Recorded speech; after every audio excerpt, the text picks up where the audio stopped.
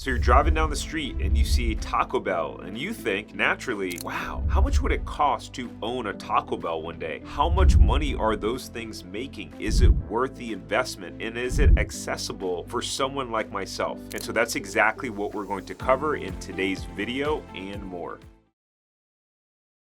Now, if you're new here, welcome. My name is Tariq Johnson. I am the CEO and founder of Franchise Empire, where we've helped hundreds of people find, vet, and launch proven money-making franchises. And in these franchise breakdowns, we cover the startup cost, interesting facts, how much money that these franchises are making, starting with the most popular franchise brands that are out there that you've seen every single day as you are going about your life. So if you like this style of video and you think that these things are interesting, learning about the startup costs, learning about how much money these things are making, then you 100% should not subscribe so that you would never see the videos that you're interested in. I'm just kidding. You can subscribe if you want to. We would love to welcome you into our franchise family. So let's dive in. All right, so let's talk about some of the interesting things about a Taco Bell first, how they got started, their history. Then we'll jump into some of their startup costs, royalty fees, and then we'll start talking about financial performance because everyone wants to know how much money are these bad boys making. And it gets really weird and kind of interesting around that point. So Taco Bell began their franchising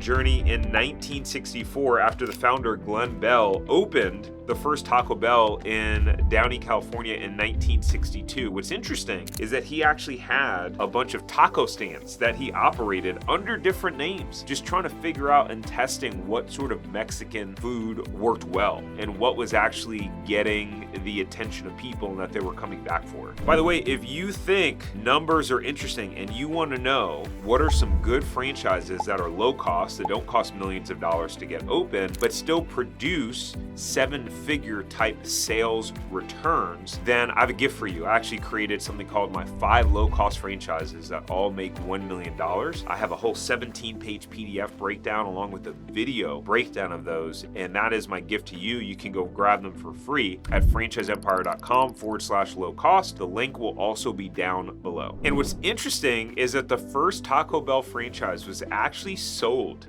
to an LA police officer. That was what started the Taco Bell experience of franchising. So here's what's crazy. Even after just franchising in 1964, by 1970, Taco Bell had over 325 locations in 1970. And then 1978, they actually sold to Pepsi. And then almost 20 years later, Pepsi wound up spinning off its restaurant division, and they created what's called today, it's known as Yum Brands. And some of you may have heard of Yum Brands, but you will definitely know the different franchise and food restaurants that they own. So Yum Brand owns Taco Bell, KFC, Pizza Hut, and Habit Burger. If you have not had Habit Burger, by the way, Habit Burger is delicious. They have this amazing golden fried chicken sandwich with what they call boom sauce. It's amazing. When I opened my first franchise location in California, there was one in our shopping center, and I would go there almost every day and eat their very unhealthy sandwich when I owned a very healthy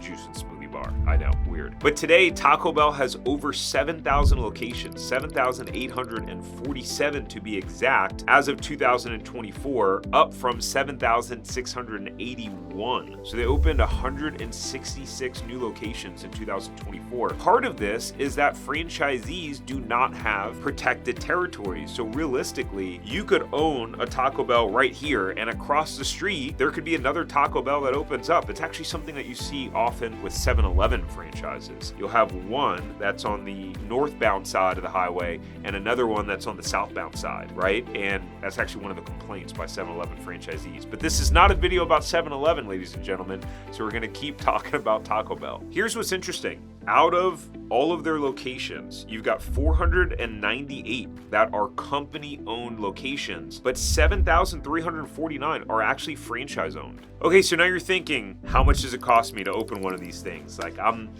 looking to diversify my investments. Maybe I'm looking to get out of the corporate world. I want to own a Taco Bell. What is it going to set me back? Well, a traditional location for a Taco Bell, meaning like a freestanding location that you would see in a shopping center, ranges from $1.8 million to $4.38 million to get up and open, which is wild. So you better have some serious money. They require a $1.5 million net worth, about $750,000 liquid, but at the end of the day, if you got a $1.5 million net worth, I think it's a bit of a tall task to open a restaurant up that might cost you $4 million.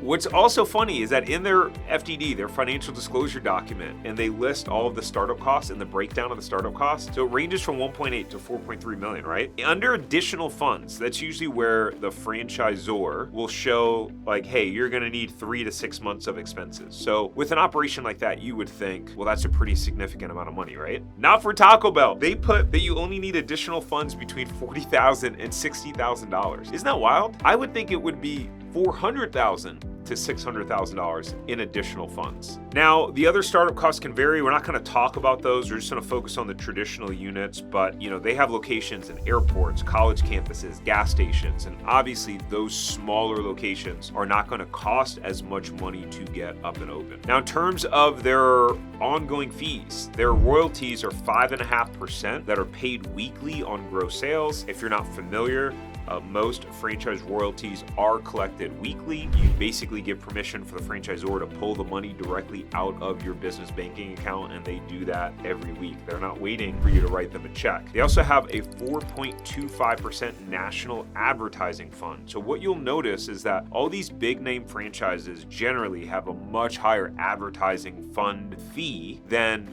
your average franchise out there, right? That is not super well known. And the benefit of that is you're seeing commercials for Taco Bell all the time, right? They're constantly advertising for you. There's really not a lot that you have to do there outside of getting involved in your local community. You're gonna see Taco Bell commercials everywhere you go, and everyone knows the name Taco Bell. As a matter of fact, whatever happened to the Taco Bell dog? You guys remember the Taco Bell dog? I feel like he just disappeared. Now here's something that's interesting. I thought, well, who owns the most amount of Taco Bell franchises? Is it 10? Is it 20? Is it 30? What's your guess? While you're dropping that in the comment and taking a guess on how many locations the largest Taco Bell franchisee owns, let's talk about financial performance. So if you're not familiar, every franchise disclosure document has what's called an Item 19 where they will list their earnings for different franchises. Here's what's crazy and what surprised me is that Taco Bell, they don't tell you how much their locations make on average. Instead, they have something really interesting, which is what they call the Bell Point, which was created by Bain & Company. If you haven't heard of Bain & Company, they're a giant consulting group. What they did was they analyzed hundreds of points of data to be able to project sales information and what the projected sales are for each location and what the cash on cash returns would be. And so as an example, if the Bell Point predicts sales to be from 1 million to 1.1 million because they are targeting within a $100,000 range, then there is a 65% chance that the sales will be somewhere between $800,000 and $1.32 million. If that sounds confusing to you, it's because it is. I had to read through this a couple times to really understand it just to prepare and make this video. I feel like it would have been a lot more simple if they would have just shown us what the average sales per the location is. But on the other side, if you're going to be a franchisee, the good thing is knowing that this company uses data and they use technology and that they're basically doing your financial projections for you. They actually say in their franchise disclosure document, don't go doing your own financial projections because you're probably going to miss the mark and you want to use ours, which are more accurate. All right, so to answer the $1 million question, which is how many locations does the largest Taco Bell owner own? And it is 900, ladies and gentlemen. So Flynn Restaurant Group owns over 900 Taco Bells. By the way, Flynn is also the largest restaurant franchisee in the United States. They own over 2,600 franchise locations in various franchise brands. All right, so if you found this style of video interesting and you want to check out more of these franchises and their breakdowns, and right here you can see a whole playlist of a bunch of different franchises that we have done these reviews for. Actually, what I've done is started going through the Entrepreneur's Top Franchise 500 list, and we're going down systematically to go over their startup costs and their earnings. So click right here if you want to keep watching more of these videos, and don't forget to subscribe before you go.